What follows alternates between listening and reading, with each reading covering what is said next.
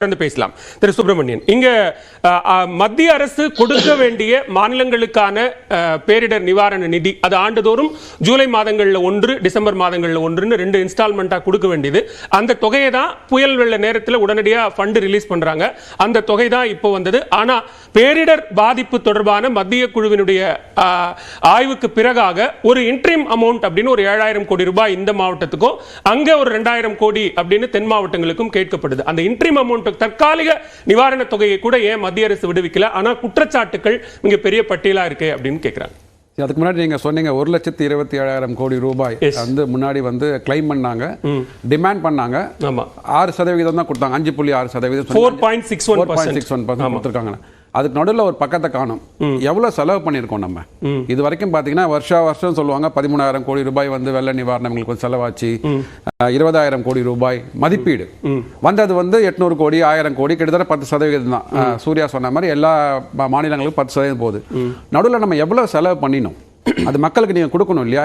நீங்க தலைப்பிலே பாத்தீங்கன்னா மோதல் வருதுன்றீங்களா? மோதல் எனக்கு வேணும், கரை நல்லதுன்ற மாதிரி மோதல் நல்லது, அப்பதானே டேட்டா வெளில வரும். எவ்வளவு செலவு பண்ணிருக்கோன்ட்டு சூர்யா சொல்லமா 32 கோடி ரூபாய்க்கு வந்து ஒரு எக்யூப்மெண்ட் வாங்குறதுக்கு ஆர்டர் பண்ணா இந்த ஜூன் மாசம்னாரு. அது வந்து தவறு. அதாவது நீங்க முன்னாடியே பண்ணியிருக்கணும். 22-23 டிசாஸ்டர் மேனேஜ்மெண்ட் நம்மளோட பட்ஜெட் நிதிநிலை அறிக்கை தாக்கல் பண்ணும்போது 7,474.94 கோடி ரூபாய் வந்து டிசாஸ்டர் மேனேஜ்மெண்ட்டுக்கு ஒதுக்கீடு பண்ணியிருக்கிறாங்க. 22-23 எதுக்காக பார்த்தீங்கன்னா 100 ஆட்டோமேட்டிக் வெதர் ஸ்டேஷன்ஸ் வாங்கணும், 400 ஆட்டோமேட்டிக் ரெயின் கேஜஸ், எவ்வளோ ரெயின் பெய்ய போகிறதுன்னு இது பண்ணுறதுக்காக, 11 ஆட்டோமேட்டிக் வாட்டர் லெவல் இன்ஸ்ட்ருமெண்ட்ஸ். இது யாரு? தமிழ்நாடு நிதிநிலை அறிக்கையில் நம்ம சொல்லியிருக்கிறோம். ஸோ அதான் ஐஎம்டியை நீங்கள் வந்து குற்றம் சொல்வதற்கு முன்னாடி நான் வந்து 7,500 கோடி ரூபாய்க்கு பட்ஜெட்டில் வந்து நிதி ஒதுக்கீடு பண்ணேன் 22-23 போன வருஷம். ஸோ அதில் எவ்வளோ செலவு பண்ணியிருக்கிறோம், எத்தனை இன்ஸ்ட்ருமெண்ட்ஸ் நம்ம வந்து ஆர்டர் பண்ணி எங்கெங்கெல்லாம் இன்ஸ்டால் பண்ணியிருக்கிறோம், அந்த இன்ஸ்டால் பண்ணினதுனால மழை வரதனை அறிவிச்சு மக்களை வந்து எப்படி உஷார்படுத்தினேன் அப்படின்ற மாதிரி ஒரு தகவல் அறிக்கை கொடுத்துட்டு ஐஎம்டி நீங்க இதை பண்ணலன்னு சொன்னீங்கன்னா ஐஎம்டி மேல குற்றத்தை ஒத்துக்க முடியும். இல்ல இப்போ என்னன்னா இந்த விளக்கம் அப்படிங்கிறது வந்து சென்னை தரப்புல இருந்தோ இங்க நடந்த இந்த தமிழ்நாட்டில் நடந்த பாதிப்புகள் தரப்புல ஒட்டுமொத்தமா ஐஎம்டி என்ன சொல்றாங்க அப்படின்னா, இங்க இருக்கக்கூடிய எக்யூப்மெண்ட்ஸ், நாங்க கணிக்கக்கூடிய கணிப்புகள், இங்க தமிழ்நாட்டில் வச்சிருக்கக்கூடிய 4 டாப்லர்கள் எல்லாமே சரியான முறையில் செயல்படும் போது நீங்க இப்படியான ஒரு குற்றச்சாட்டை வைக்கிறீங்க அப்படிங்கிறாங்க. நீங்க சொல்ற மாதிரி இப்படி ஒரு நிதி ஒதுக்கி இதன் மாதிரியான எக்யூப்மெண்ட்ஸ்லாம் எங்களுக்கு குறைவாக இல்லை, குறைவு இதெல்லாம் இந்த எக்யூப்மெண்ட்ஸ்லாம் இருந்தாதான் நாங்க இதை விட பெட்டரா எங்களால கணிக்க முடியும்னு அவங்க எங்கேயுமே சொல்லலையே. இல்ல நான் சொல்றேன், நீங்க வாங்க போறோம்னு சொல்லுங்க. நம்ம தமிழக அரசாங்கம் அதோட நிதிநிலை அறிக்கையில வாங்க போறோம்னு சொல்லியிருக்கோம். நம்ம இந்த எக்யூப்மெண்ட்ஸ் நான் ஒன்னும் இதுல இருந்து பேசல, நான் நியூஸ் பேப்பர்ல இருந்து பேசல. நிதிநிலை அறிக்கையில நான் கடைசி டாட் வரைக்கும் சொல்றேன் 7,474.94 கோடி ரூபாய். அதுக்கு மேல 150 கோடி ரூபாய் வந்து இதுக்கு ஒதுக்கியிருக்காங்க, சென்னைக்கு வந்து வாட்டர் பாடிஸை வந்து ரெக்கவர் பண்றதுக்காக. அதை பத்தி நம்ம போல. சோ இந்த பணம் செலவு பண்ணி இவ்வளவு எக்யூப்மெண்ட்ஸ் நான் வாங்கிட்டேன், அதனால வந்து இவ்வளவு மாநிலங்களை மாவட்டங்களை நான் காப்பாற்ற முடிஞ்சது.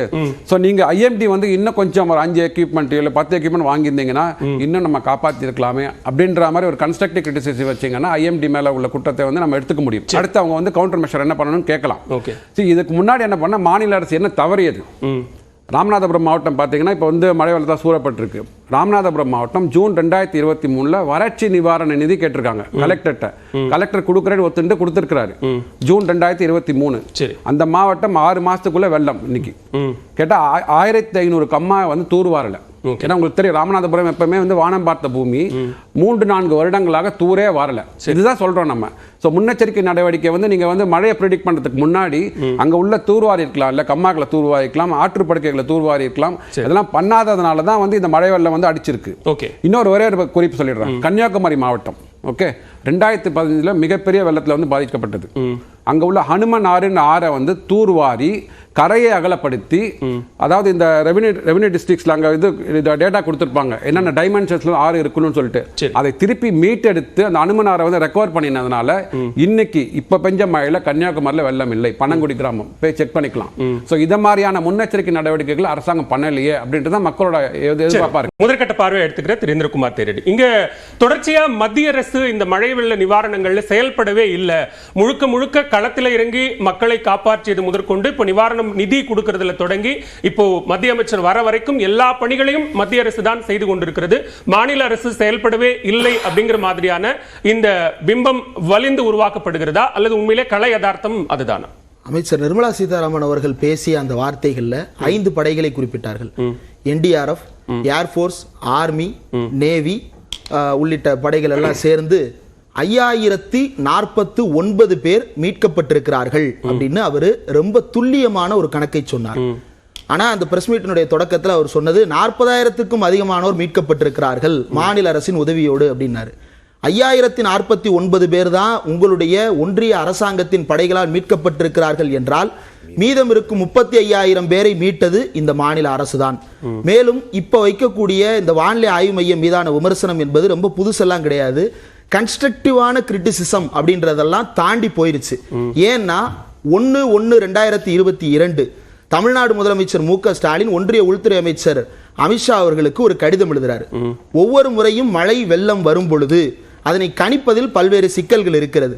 1 மணி நேரம் 2 மணி நேரத்திற்கு முன்னதாக கிடைக்கின்ற தகவல்களை வைத்துக் கொண்டு எங்களால் உடனடியான மீட்பு பணிகளை துரிதப்படுத்த முடியவில்லை. ஆகையினால் சென்னையில் இருக்கக்கூடிய ரீஜனல் மெட்ரோலாஜிக்கல் சென்டரை அப்கிரேட் பண்ணுங்க அப்படின்னு 1/1/2022 கடிதம் எழுதியாச்சு. அப்போ கன்ஸ்ட்ரக்டிவ் கிரிட்டிசிசம்லாம் ஏற்கனவே வைத்தாவிற்று. கன்ஸ்ட்ரக்டிவ் கிரிட்டிசிசம்க்கு என்ன பதில் வந்தது அப்படின்னா இதுவரைக்கும் எந்த பதிலும் கிடைக்கவில்லை. ஏற்கனவே இருந்த அந்த ரேடார் இருக்கு இல்லையா, அந்த ரேடார் டோப்ளர் ரேடார் உலகத்திலேயே மிகச்சிறந்த ரேடார் என்றெல்லாம் நிர்மலா சீதாராமன் அவர்கள் கிளைம் பண்ணிட்டார். அந்த ரேடார் 2018 சென்னையில சேதமடைந்தது. 2018 சென்னையில இருக்கிற டோப்ளர் ரேடார் மட்டும் இல்ல, ஜெய்ப்பூர்ல இருக்கிற டோப்ளர் ரேடார் சேதமடைந்தது, மும்பையில் இருக்கிற டோப்ளர் ரேடார் சேதமடைந்தது. இந்த சேதத்தை சரி செய்வதற்கு டோப்ளர் ரேடாருக்கு எஸ்டிமேட்டட் அமௌண்ட் வந்து 30 லட்சம். இந்த 30 லட்சம் செலவு பண்றது எங்களுக்கு ஒரு பெரிய விஷயம் இல்ல. ஆனா அந்த பேரிங் செய்யறதுக்கு ஆள் இல்லைன்றாங்க. அதற்கப்புறம் இஸ்ரோவின் துணையோடு புதிய திட்டங்களை உருவாக்கி 5 ஆண்டுகள் எடுத்துக்கொண்டு 2022 தான் அது புதிய ஒரு விஷயமா இன்ஸ்டால் ஆச்சு. மறுபடியும் ரீஇன்ஸ்டால் பண்றாங்க அந்த டோப்ளர் ரேடார். அப்ப 5 வருஷத்துக்கான டேட்டா வந்து நம்மள்ட்ட ஒரு பிழையான டேட்டாவா இருக்கிறது. ஏன்னா அதனுடைய லைன் ஆஃப் சைட்ல இருந்து அதனுடைய அக்யூரசில இருந்து எல்லாமே பாதிக்கப்பட்டிருக்கு. 5 வருஷம் பிழையான டேட்டாவை வச்சுட்டு 6வது வருஷத்துல ஒரு துல்லியமான டேட்டாவை வானிலை ஆய்வு மையத்தால கொடுக்க முடியாது.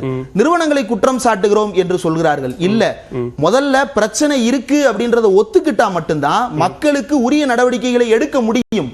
அப்போ வானிலை ஆய்வு மையத்துல அப்கிரேடிங் தேவை அப்படின்றத ஒத்துக்கிட்டு இதை இன்னும் சீர்படுத்தும் முயற்சியை எடுத்தால் மட்டும்தான் இது மக்களுக்கு பயனுள்ளதா இருக்கும். சீர்படுத்துறதுக்காக நீங்க ஒரு நிதி ஒதுக்குறதா பட்ஜெட்ல சொன்னீங்களே, கருவிகள் வாங்கணும்னு இவ்வளவு கோடி ரூபாய் ஒதுக்கீடு செஞ்சீங்களே, அந்த பணம் எல்லாம் எங்கன்னு கேக்குறாங்க. இந்த ஒதுக்கீடு கருவிகள் வாங்குறது இதை பற்றிய நிர்வாக முடிவுகளை முதலமைச்சர் அறிவிக்கட்டும். நான் என்ன கேட்கிறேன்னா, இந்த மோதல் அப்படின்ற இது பார்வை இருக்கு இல்லையா, மாநில அரசும் ஒன்றிய அரசும் மோதிக்கொண்டே இருக்கிறது, 2 பேரும் சண்டையிட்டு கொண்டே இருக்கிறார்கள்னு. அதுல நிர்மலா அவர்கள் சொல்லும் போது ஒரு விஷயத்தை ரொம்ப தெளிவா சொல்லிட்டாரு. நேஷனல் டிசாஸ்டர்னு அறிவிக்க முடியாது அப்படின்ட்டாரு. சரி, என்னவா பண்ணலாம் அப்படின்னு பக்கத்துல இருக்கிற உள்துறை அமைச்சக அதிகாரிட்ட அவர் மைக்க நீட்டுறாரு. அவர் என்ன சொன்னாரு அப்படின்னா, லோக்கல் டிசாஸ்டரா அறிவிக்கிறதுக்கு ப்ரொவிஷன் இருக்கு, SDRF படி நீங்க லோக்கல் டிசாஸ்டரா அறிவித்துக் கொள்ளலாம் அப்படின்னு இருக்கு. ஒன்றிய உள்துறை அமைச்சகத்தினுடைய வெப்சைட்லயே லோக்கல் டிசாஸ்டர்னு சர்ச்ல போட்டோம்னாலே தெளிவா வரும். என்ன வரும் அப்படின்னா 12